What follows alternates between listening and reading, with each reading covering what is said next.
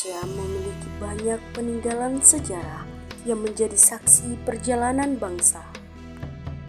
Salah satunya adalah Benteng Rotterdam yang terletak di kota Makassar, Sulawesi Selatan.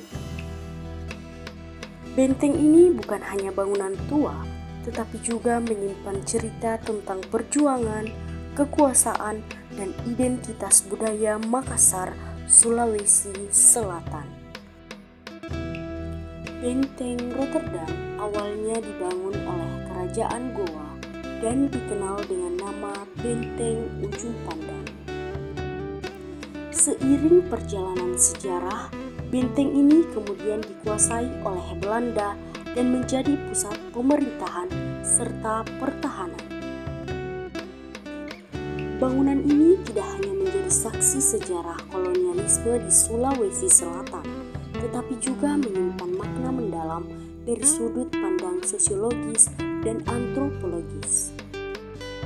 Secara sosiologis, Benteng Rotterdam mencerminkan struktur kekuasaan dan hubungan sosial pada masa lalu.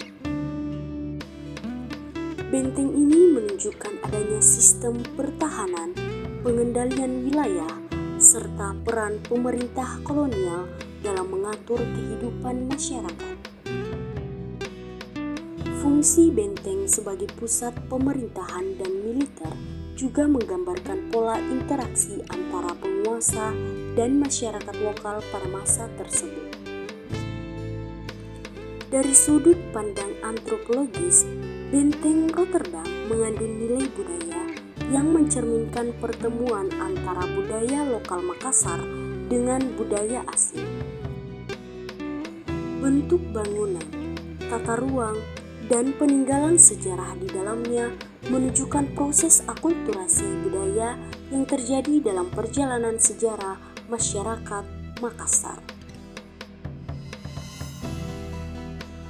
Melalui Benteng Rotterdam, kita dapat mempelajari nilai-nilai sejarah, budaya, dan identitas masyarakat Makassar yang terus diwariskan dari generasi ke generasi. Dengan demikian, Benteng Rotterdam tidak hanya berfungsi sebagai objek wisata sejarah, tetapi juga sebagai sumber belajar yang penting dalam pendidikan, sosiologi, dan antropologi. Melalui pemahaman ini, diharapkan kita dapat lebih menghargai dan melestarikan bangunan bersejarah sebagai bagian dari identitas dan warisan budaya bangsa.